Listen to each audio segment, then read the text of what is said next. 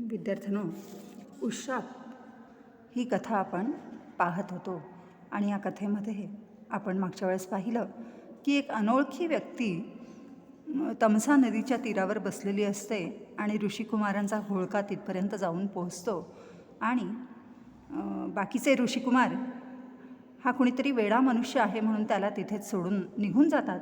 पण त्यातल्याच एका ऋषिकुमाराला वाटतं की या माणसाची आपण विचारपूस केली पाहिजे आणि तो त्याला घेऊन भगवान वाल्मिकींच्या आश्रमामध्ये येतो. भगवान वाल्मिकींच्या आश्रमामध्ये रामायण गायन सुरू असतं.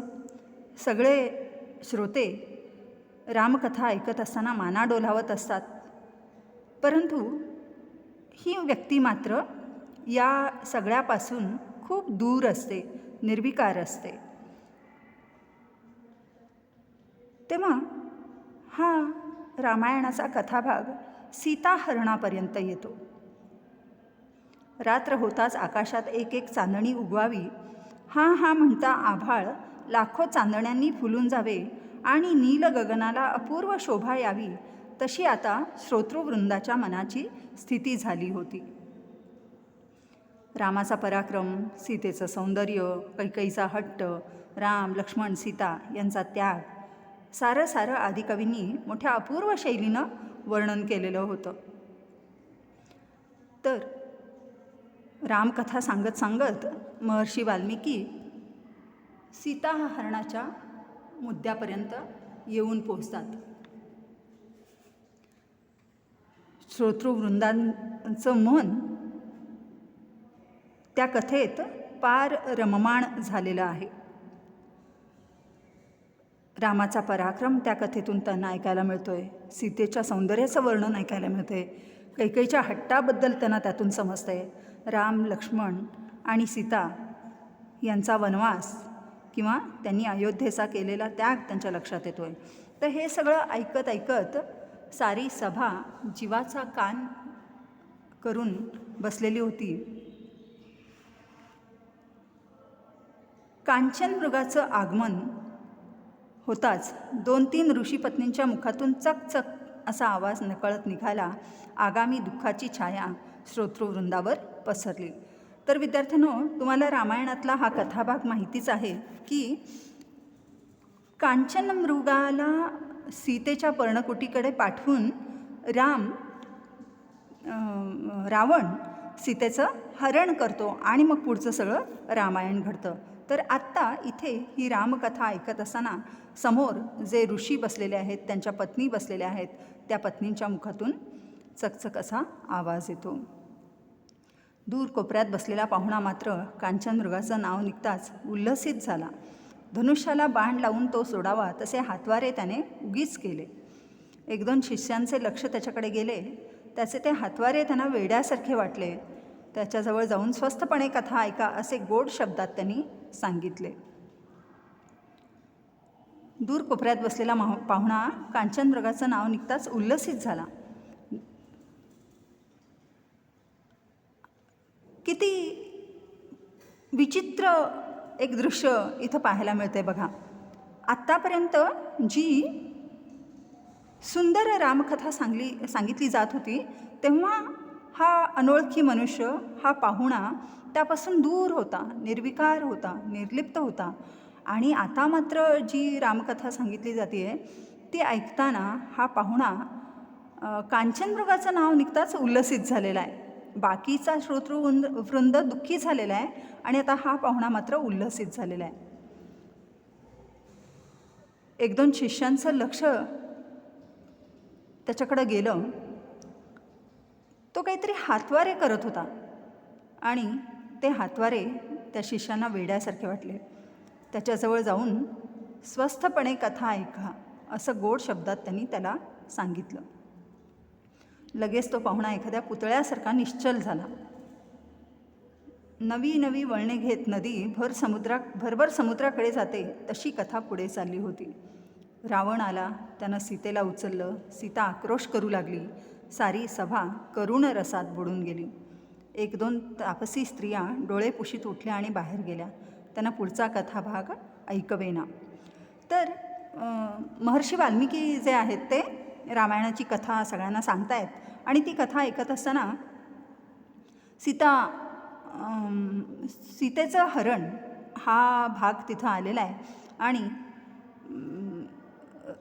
कांचनमृग येतो, सीता त्याला भुलते, सीता रामाला त्या कांचनमृगाच्या पाठी पाठवते आणि राम निघून जातो आणि रामाच्या रक्षणासाठी ती लक्ष्मणालाही पाठवते आणि एकटी सीता त्या पर्णकुटीत मागे राहते. तेवढ्यात साधू वेशात रावण येतो, तो सीतेला उचलतो, सीता आक्रोश करू लागते. हा सगळा कथाभाग महर्षी वाल्मिकी सांगत आहेत आणि सगळी सभा करुणरसामध्ये बुडून गेलेली आहेत. काही तापसी स्त्रिया, काही ऋषितुल्य स्त्रिया ज्या आहेत त्या डोळेपुशी तुटल्या आणि बाहेर गेल्या. त्यांना पुढची कथा ऐकवेना, त्यांना ते ऐकायला नकोसं वाटलं.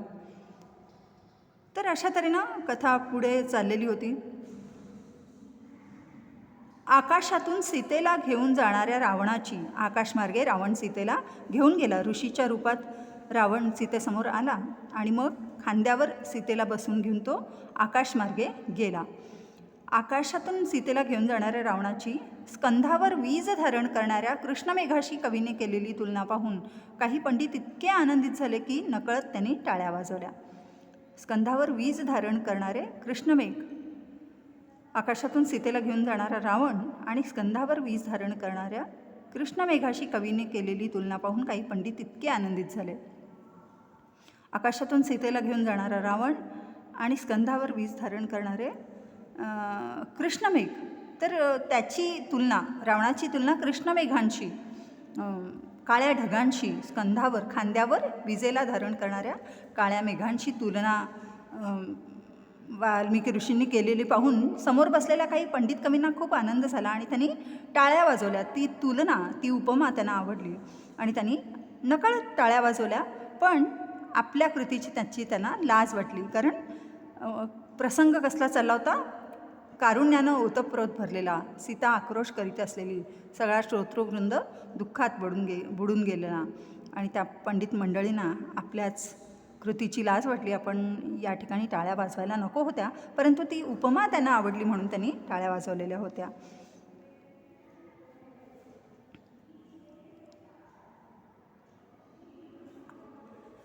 अशा तऱ्हेनं कथा हरणाच्या वेगानं पुढं धावू लागली. रामकथा वाल्मिकी ऋषींनी सांगायला पुढे सुरुवात केली. राम आश्रमात परत आला. आश्रमात सीता नाही हे पाहून तो व्याकुळ झाला. हे सीते, हे सीते म्हणून तो शोक करू लागला. कदाचित ती मंदाकिनीवर पाणी आणायला गेली असेल म्हणून तो नदी तीरावर गेला. तिथे वृक्षांना कवटाळून वेली हसत उभ्या होत्या.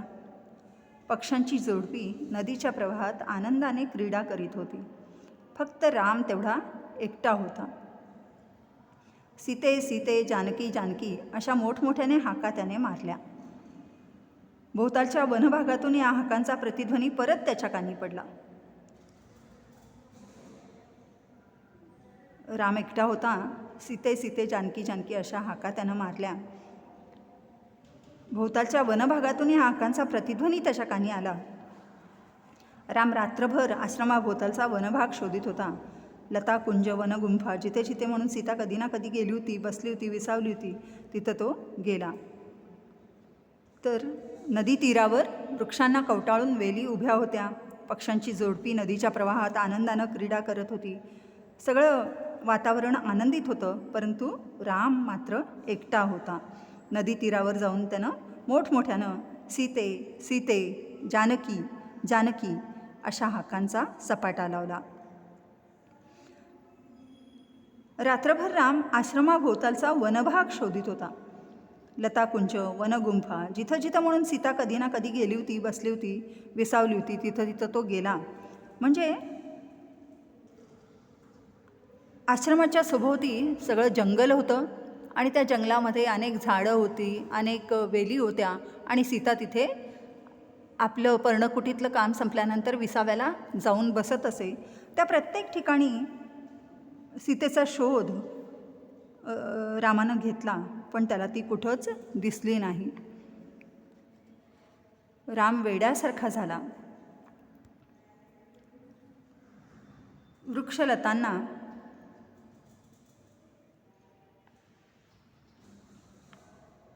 पुष्पकळ्यांना आणि हरिणशावकांना त्यानं सीता तुम्हाला कुठं दिसली का असं विचारलं. तर त्या वृक्षलतांना, त्या झाडाझुडपांना, त्या फुलांना आणि हरणाच्या बछड्यांना त्यांनी विचारलं की सीताला तुम्ही कुठं पाहिलं आहे का. रामाचा शोध आणि विलाप सुरू होताच कोपऱ्यात बसलेला पाहुणा चुळबुळ करू लागला. तो पळापळाला अधिक अस्वस्थ होऊ लागला. तर इतका वेळ निर्विकार असलेला तो अनोळखी मनुष्य, इतका वेळ निर्विकार असलेला तो पाहुणा जसजसं रामाची व्यथा किंवा रामाचं दुःख महर्षी वाल्मिकी श्रोत्यांसमोर मांडू लागले, तसतसे त्याच्या चेहऱ्यावरचे भाव बदलू लागले. त्याच्या मुद्रेवरला दगडी मुखवटा गळून पडला.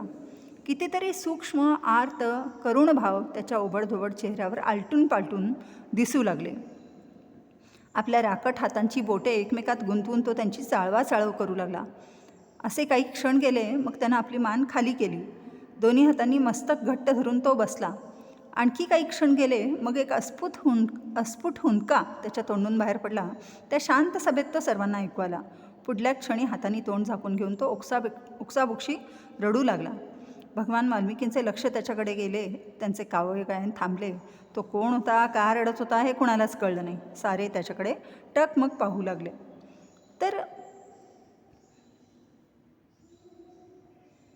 रामकथा ऐकत असता, रामाचा सीतेसाठीचा विलाप ऐकत असता त्या पाहुण्याच्या चेहऱ्यावरचे भाव बदलू लागले.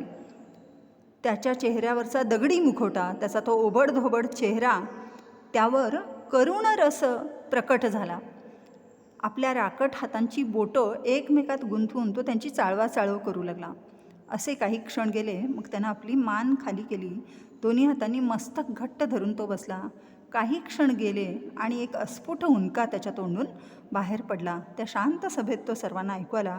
पुढल्या क्षणी हातांनी तोंड झाकून घेऊन तो ओक्साबोक्षी रडू लागला.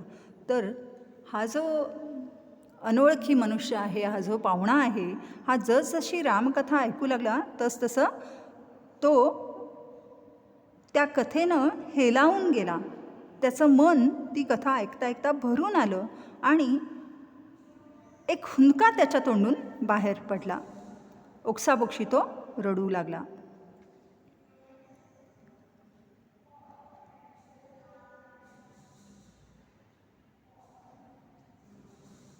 तेव्हा या कथेमध्ये आपल्याला पाहायला मिळतं की